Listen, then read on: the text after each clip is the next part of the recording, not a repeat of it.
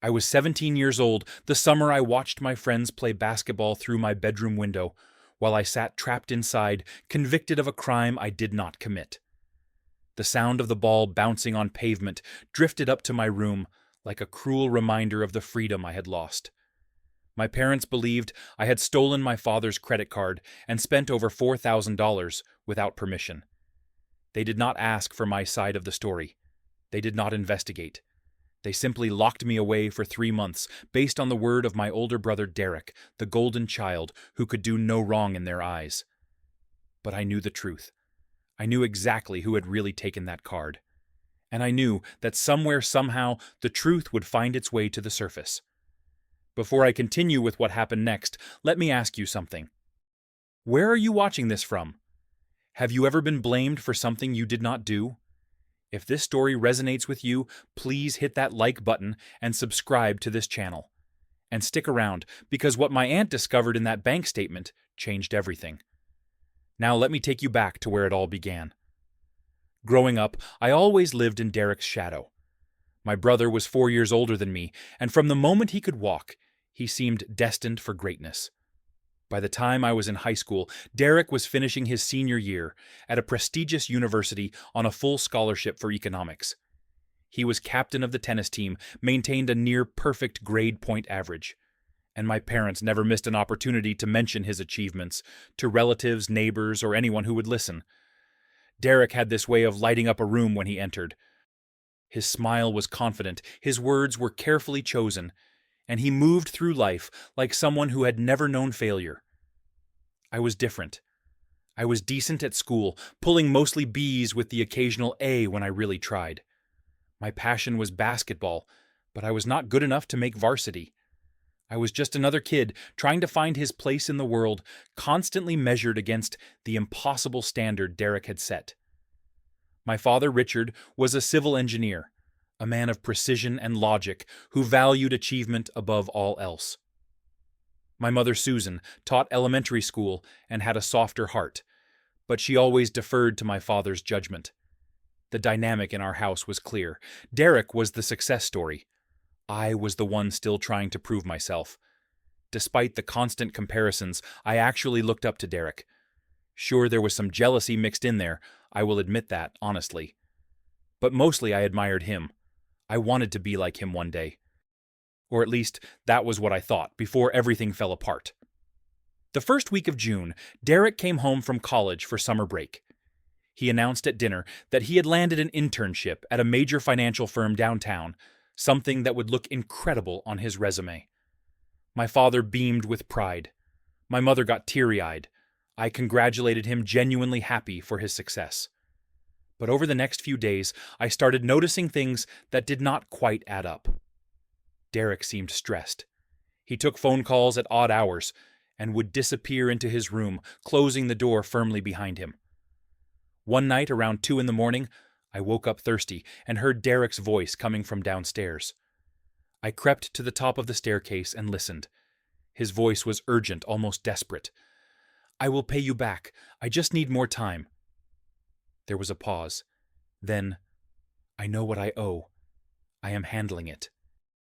I did not know who he was talking to or what he owed, but the fear in his voice was unmistakable. This was not the confident Derek I knew. A few days later, Derek approached me in the kitchen. "Hey, Matthew, can I borrow $20? I left my wallet in my room, and I am heading out." It seemed like a normal request, so I handed over the cash. The next day, he asked again. "Just 10 this time. My card is acting weird. I think the bank flagged something." I gave him the money without questioning it. Looking back now, those small requests were warning signs I should have paid attention to. Then came the night that changed everything. It was mid-June, a Thursday evening. My father came home from work earlier than usual, his face flushed red with anger. He was carrying a white envelope from the bank. He called us all into the living room with a tone that made my stomach drop. My mother sat on the couch, wringing her hands nervously. Derek settled into the armchair with his usual composure. I stood near the doorway, confused about what was happening. "Someone," My father began, his voice tight with controlled fury. Has been using my credit card without permission. $4,300. Gone. He pulled out the bank statement and waved it in the air. My mother gasped, her hand flying to her mouth. Derek's expression shifted to one of serious concern, shaking his head slowly, as if he could not believe what he was hearing. I just stood there completely lost. My father started reading from the statement. Gaming equipment, $1,200. Designer sneakers, $450. Online gambling deposits, $800. Restaurants and bars, $950. Electronics, $700. Miscellaneous online shopping, $600. Each item felt like a punch to the gut, not because I had purchased them, but because I knew where this was heading. Does anyone want to explain this to me? My father looked at each of us in turn. His eyes landed on Derek first. Son, do you know anything about this? Derek met his gaze steadily. No, Dad. I am as shocked as you are. I would never do something like that. His voice was calm, sincere, the picture of honest concern. My father nodded, seeming satisfied with that answer. Then he turned to me. Matthew, what about you? I do not know anything about this, Dad. I have never even touched your credit card. I was telling the truth, and I thought that would be enough. But then Derek spoke up, his voice, reluctant, as if he hated to say what he was about to say. Dad, I really do not want to bring this up, but... He paused, glancing at me with what looked like sympathy. Last week, I saw Matthew wearing a new pair of sneakers. They looked expensive, really similar to the ones mentioned in that bill. I asked him about them, and he said he borrowed them from his friend Jake. My blood ran cold. That is true. They were Jake's. He let me borrow them for a party. Derek continued, speaking carefully. And there is something else. A few days ago, Matthew asked me if I knew Dad's Wi-Fi password for the bank account. He said he needed it for a school project about personal finance. I thought it was strange, but I did not think much of it at the time. That is a lie. I felt panic rising in my chest. I never asked you that. I never asked for any password. But my father was not listening to me anymore. He was staring at me with a look I had never seen before, a mixture of disappointment and disgust. Matthew, do you think I am stupid? Derek has never lied to me, not once in his entire life. My mother spoke up, her voice gentle but firm. Honey, if you tell us the truth now, we can help you. We can work through this together. I am telling the truth. I did not do this. My voice cracked with desperation. Derek is lying. I do not know why, but he is lying. My father stood up, his decision made. Matthew, you are grounded for the entire summer. You will not leave this house except with your mother or me. No basketball, no friends, no phone. You will spend your time doing chores and thinking about what you have done, and you will pay back every single cent. You have all summer to work it off doing whatever I tell you to do around here. I tried to argue, tried to plead my case. Dad, please. Just check. Look at the transactions. Ask the bank. There has to be a way to prove I did not do this. But he cut me off. Enough, I have made my decision. Go to your room. Now. As I walked past Derek toward the stairs, he reached out and put his hand on my shoulder. His voice was low, meant only for me to hear. If you had just been honest from the start, this would not be so bad. When I looked into his eyes, I saw something that chilled me to the bone. There was no sympathy there, no brotherly concern, just cold calculation. That was when I realized this was not a mistake or a misunderstanding. Derek had deliberately framed me, and he was enjoying it. I went to my room and sat on my bed staring at the wall as the reality sank in. My entire summer was gone. My reputation was destroyed. And worst of all, the brother I had looked up to my entire life had betrayed me in the cruelest way possible. Through my window, I could see the basketball hoop across the street, where my friends would be playing tomorrow, where I should have been playing. But instead, I was trapped, convicted without trial, with no one who believed me. The first month of my imprisonment was the longest 30 days of my life. My routine became mechanical and soul-crushing. Every morning I woke up at 6 o'clock to the sound of my alarm.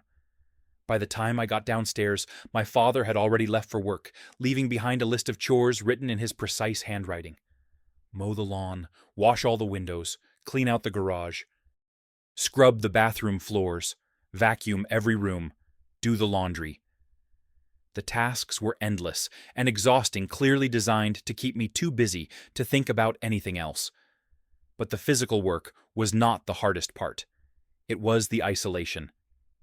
My friends called the house phone during those first few days. I could hear it ringing from my room, but my father never let me answer.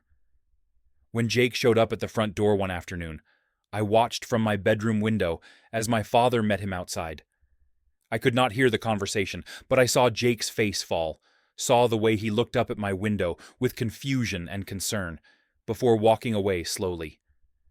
My father came inside and did not say a word about it. The message was clear. I was cut off from everyone. Meals were exercises in suffocating silence. We ate dinner together every night, because my mother insisted on maintaining that tradition, but no one spoke to me unless it was to criticize something I had done wrong. My father ate with his eyes on his plate, his jaw tight. My mother would glance at me occasionally with sad eyes, but she never contradicted my father. And Derek acted like nothing had happened. He talked about his internship, discussed current events with Dad, made Mom laugh with stories from college. He was the perfect son, living his perfect life, while I sat there invisible and voiceless. One evening, about 3 weeks into my punishment, my mother came to my room after everyone else had gone to bed. She sat on the edge of my bed and handed me a sandwich she had made. "I know you are still hungry," she whispered. "I heard your stomach growling at dinner." I took the sandwich, but did not eat it right away. "Mom, I did not do what Dad thinks I did. You have to believe me." She sighed, reaching out to smooth my hair like she used to when I was little. "Matthew, I want to believe you. But Derek has no reason to lie. And those transactions, they line up with things you have been interested in. Gaming, sneakers, all of that. But I did not buy any of it. Does not that matter? Does not the fact that I am your son, and I am telling you the truth matter?" She stood up, looking uncomfortable. "If you would just apologize to your father, admit what you did, maybe he would reduce your punishment. Pride is not worth losing your whole summer over." "It is not pride, Mom. It is the truth." She left without another word, and I sat there in the dark, the sandwich untouched beside me. Meanwhile, Derek continued his charade. He would knock on my door every few days, always bringing some snack or drink, always putting on that concerned older brother act. "Hey, Matthew, how are you holding up?" he would ask, his voice dripping with false sympathy. I stopped responding after the first week. I would just stare at him until he left. But he kept coming back, like he needed to twist the knife a little more each time. "You know," he said one night, leaning against my doorframe, "if you had just told the truth from the beginning, Mom and Dad would not be this disappointed.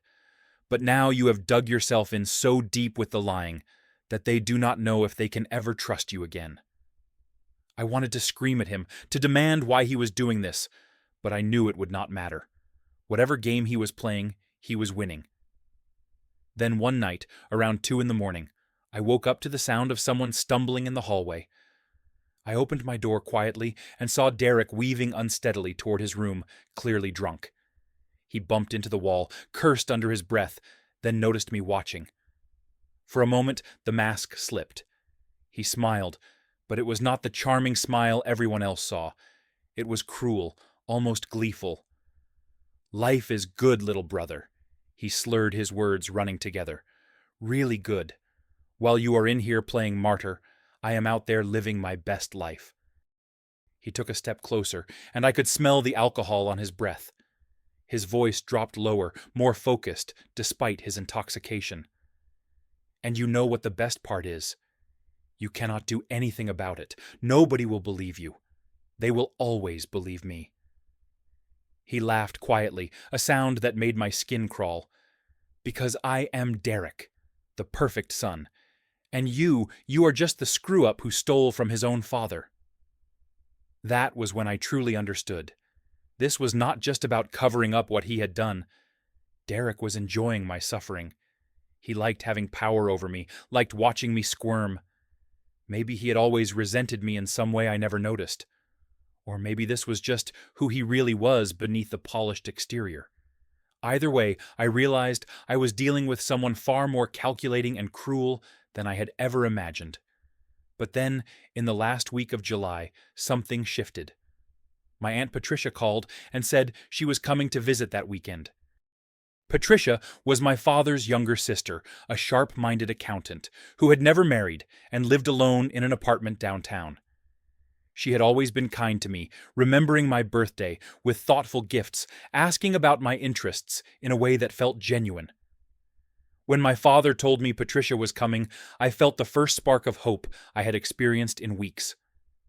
Saturday afternoon, Patricia arrived with her usual energy, hugging everyone and setting bags of groceries on the kitchen counter.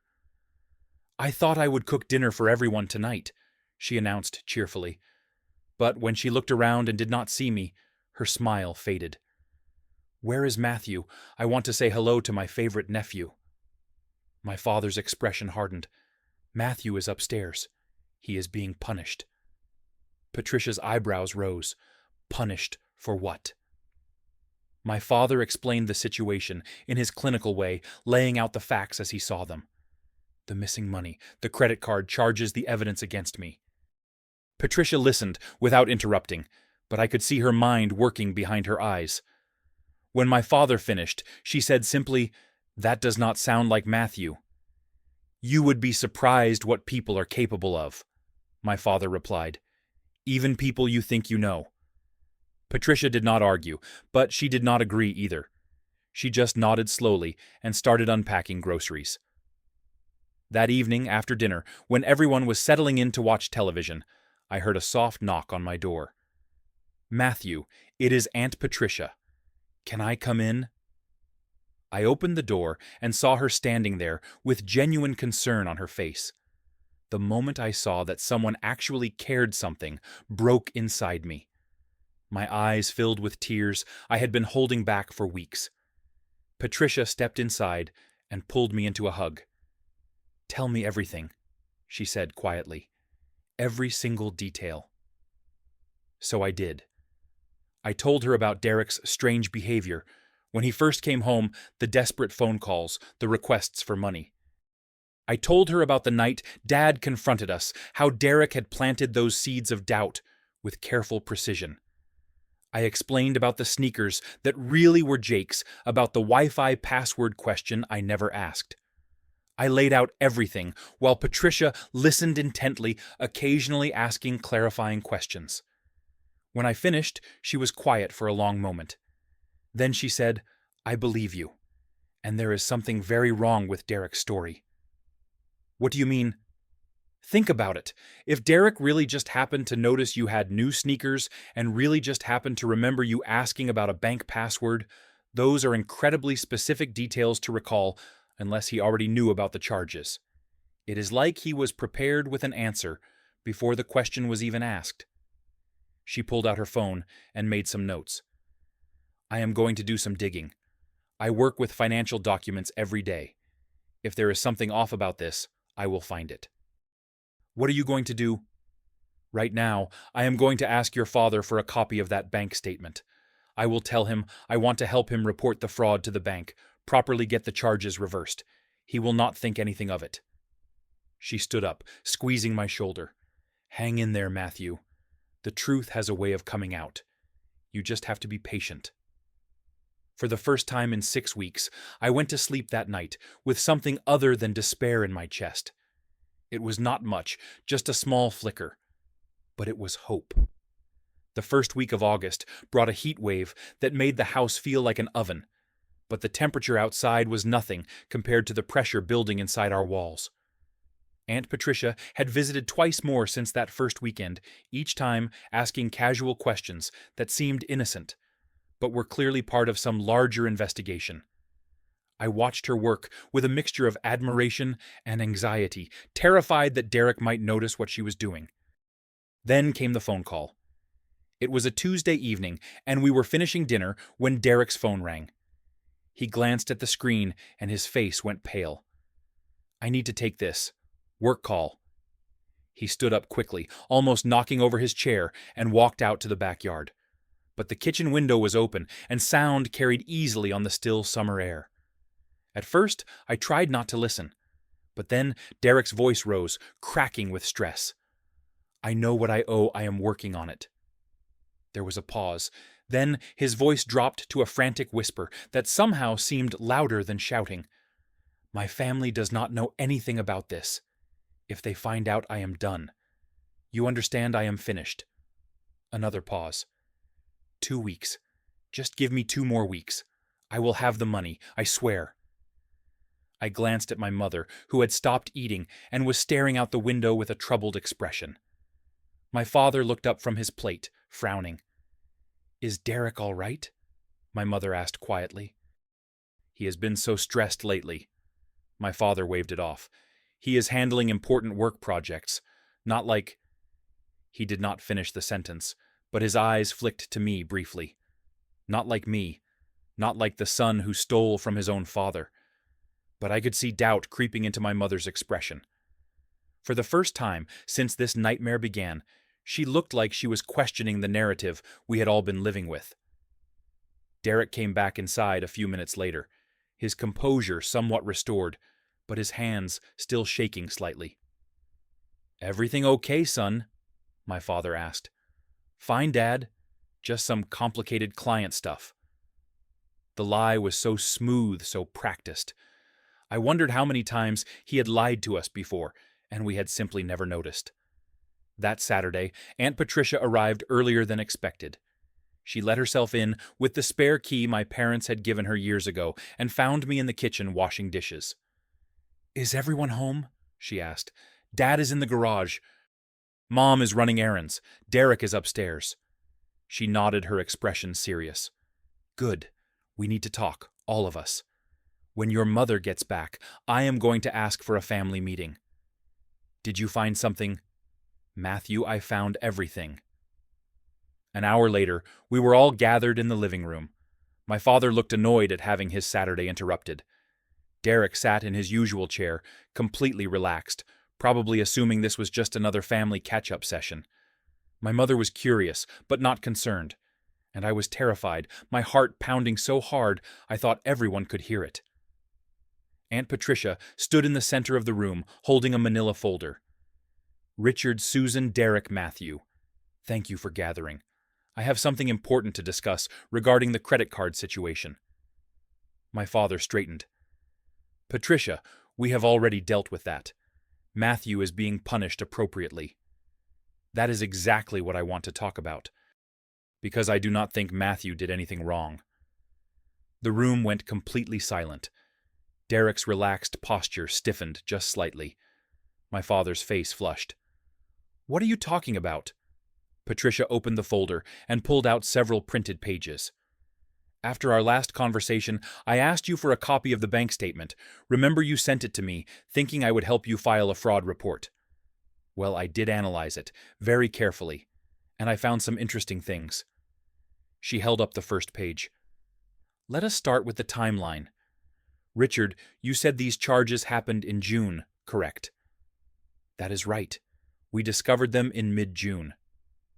Actually, according to this statement, the first charge occurred on May 10th, and the last one was June 15th. May 10th. Derek, where were you on May 10th? Derek's confident smile flickered. "I was at school. Finals week." "Exactly. You were at college 3 hours away. And Matthew was here taking his own finals at the high school. So Matthew could not have physically had access to your father's credit card, which I assume was in your father's wallet at home." My father started to speak, but Patricia held up her hand. "Let me continue. I also want to talk about where these items were shipped." She pulled out another page with highlighted sections. "The designer sneakers, $450. Shipped to 321 Oak Street, Apartment 5, B. Derek is not that your dorm address." Derek's face went from pale to ashen. "That must be a mistake. Someone must have used my address fraudulently." "Really? And the electronics $700 also shipped to the same address, and the gaming equipment $1,200, same place." Patricia's voice was calm but relentless. "That is quite a coincidence. Do not you think—" My mother's hand went to her throat. My father stood up the bank statement in his hand, studying it closely for the first time. "This cannot be right." "Oh, but it gets better," Patricia continued. "I also contacted the bank and requested the IP addresses for the online transactions. Gambling deposits, online, shopping, all of it." "Would you like to guess where those IP addresses traced back to?" She did not wait for an answer. "The university network, specifically a computer lab in the economics building where Derek spent most of his time. Not Matthews High School, not this house, the college where Derek was living." Derek stood up suddenly. "This is crazy! Someone must have hacked my accounts, used my information." "To buy things and ship them to your address." Patricia's voice was sharp now. "To make purchases from computers you had access to." "Come on, Derek. I am an accountant. I work with financial fraud cases regularly. This is not sophisticated identity theft. This is someone using a credit card they had physical access to and trying to cover their tracks poorly." "Derek," my father's voice was barely above a whisper, "explain this to me." "I can explain."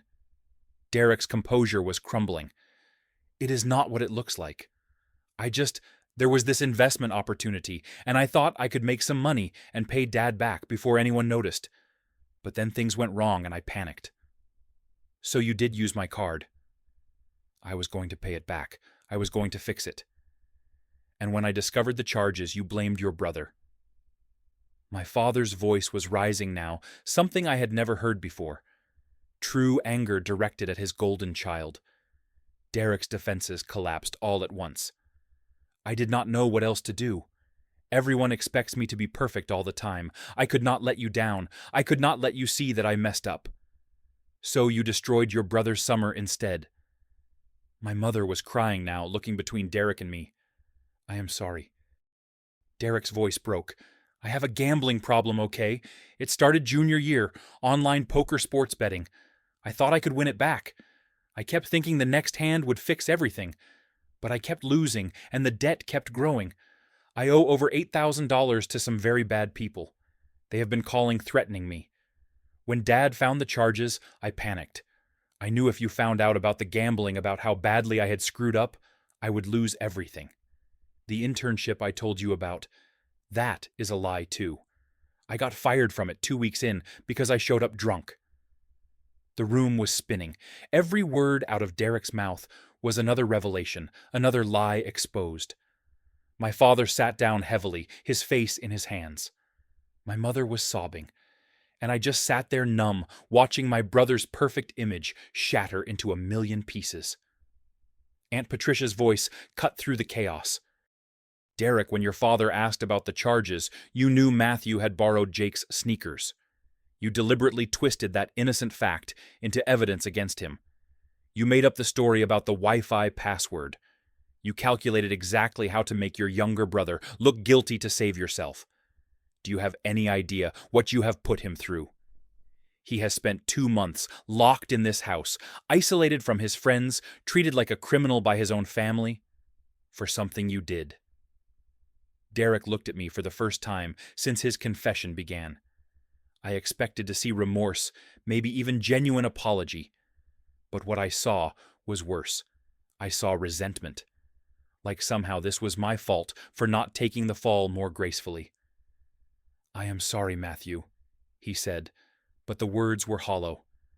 My father finally spoke, his voice cold and hard. "Derek, you will pay back every cent. You will get a job, a real one, and you will work until that debt is cleared. You are also going to withdraw from school next semester and get help for your gambling addiction. And you are going to move out of this house. I cannot look at you right now. Dad, please, get out of my sight." Derek left the room, his footsteps heavy on the stairs. The silence he left behind was deafening. Then my father turned to me, and I saw something I had never seen before. Tears in his eyes. "Matthew, I do not know how to apologize for what I have done to you. I should have listened. I should have investigated. I should have trusted my own son." "You should have," I said quietly, because it was true. He should have. My mother came to me, pulling me into a tight hug. "I am so sorry, baby. I am so sorry." I let her hold me, but I did not hug back. Not yet. The wounds were too fresh. My father stood awkwardly, clearly wanting to make things right, but not knowing how.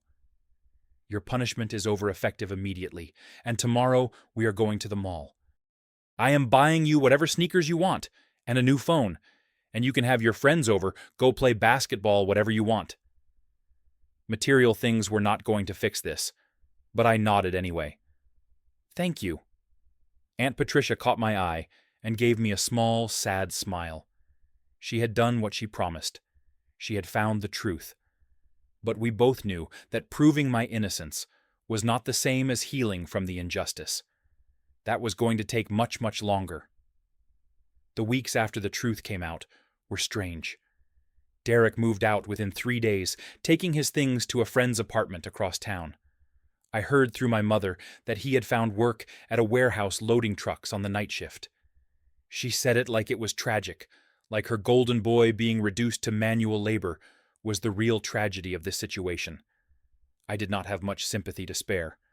My father tried to make amends in the only way he knew how: material gestures. New sneakers, a new basketball, a new phone with an unlimited data plan. He gave me money for the summer I had lost, allowing me to take my friends out for meals and movies. But what I wanted, what I really needed, he could not give me. I needed him to have trusted me in the first place. I needed him to have been the kind of father who would investigate before convicting. Those failures could not be purchased away. My mother was different. She tried to talk about it, tried to process what had happened. "I should have stood up for you," she said one evening while we were washing dishes together. "I knew in my gut something was wrong, but I was too afraid to contradict your father." "Why?" I asked. "Why were you afraid?" She was quiet for a long time. "I think I stopped trusting my own judgment years ago. Your father is so certain about everything. It was easier to just go along. Even when it meant your son suffered." She started crying then, and I felt bad for being harsh. But I also needed her to understand the weight of what had happened. Gradually, I reconnected with my friends. Jake was the first person I called, and he came over that same day. We shot hoops in the driveway, and at first, neither of us mentioned the elephant in the room. But finally Jake said, "I knew you did not do it. I tried to tell your dad, but he would not listen." "Thanks for trying." "Your brother is messed up, man." Yeah, he really is." Basketball practice started up again in late August, preparing for the upcoming school season. Being back on the court, surrounded by teammates who welcomed me back without judgment, helped more than any apology could. There was something healing about the rhythm of the game, the simplicity of the rules. You either made the shot or you did not. There was no ambiguity, no lies. Aunt Patricia checked in on me regularly. She took me out for breakfast one Saturday morning in mid-August, just the two of us. "How are you really doing?" she asked. "I do not know," I admitted. "I am glad the truth came out, but I am also angry, really angry." "You have every right to be." "At Derek, yeah, but also at Dad, at Mom for not defending me, at myself for not being able to prove my innocence." "Matthew, listen to me. None of this was your fault. You were trapped in an impossible situation. Your brother is a skilled liar who exploited your parents' blind spot. That says nothing about you. I just keep thinking about how easily Dad believed I could steal from him. Like he was almost looking for a reason to be disappointed in me." Patricia sighed. "Your father has always had impossibly high standards. I watched him do it to himself growing up, and then he did it to his kids. Derek cracked under that pressure, and instead of asking for help, he lied and manipulated. You, on the other hand, stayed honest even when it cost you everything. That takes real strength. It did not feel strong. It felt helpless. Sometimes strength and helplessness look the same in the moment, but you stood by the truth, and eventually the truth stood by you. As for Derek, I only saw him once more before I went back to school. He showed up at the house in early September to pick up some mail. I was in the front yard, and we stood there awkwardly, not sure what to say to each other. Finally, he spoke. "I am going to counseling. For the gambling thing." "Good. And I want you to know I am sorry, really sorry." I looked at my brother, this person I had admired my whole life, and tried to find some feeling of forgiveness. But I could not. Not yet. Maybe not ever. "You did not just take Dad's money, Derek. You stole my summer. You isolated me from everyone I cared about. You made our parents think I was a thief. And the worst part, I think you enjoyed it." He did not deny it. I do not know who I became. The pressure to be perfect, it twisted something inside me. That is not an excuse. I know it is not. He got in his car and drove away, and I wondered if I would ever see him as anything other than the person who betrayed me. Time would tell, I supposed. When school started, I found myself changed. I was warier, less trusting of easy answers and surface appearances. But I was also stronger. I had survived something that could have broken me, and I had come out the other side with my integrity intact. My grades improved that fall because I stopped caring about competing with Derek's legacy. I played basketball because I loved it, not to prove anything. I chose friends who valued honesty over popularity. My relationship with my parents slowly improved, though it would never be what it was before. We could not unknow what we had learned about each other that summer. My father learned that his judgment was not infallible. My mother learned that her silence could be harmful. And I learned that family love does not always mean family trust, and that sometimes the people who should protect you are the ones you need protection from. One evening in October, my father came into my room while I was doing homework. He sat on the edge of my bed, something he had not done since I was a little kid.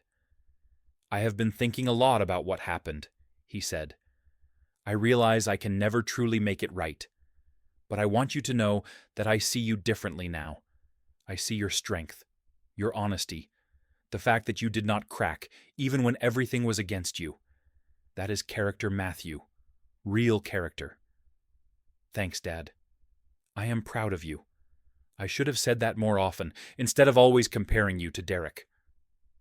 It was not a complete healing, but it was a start. Looking back now, years later, I understand that summer taught me lessons I could not have learned any other way. I learned that the truth can be buried, but it never completely disappears. It waits patient and persistent for someone brave enough to dig it up.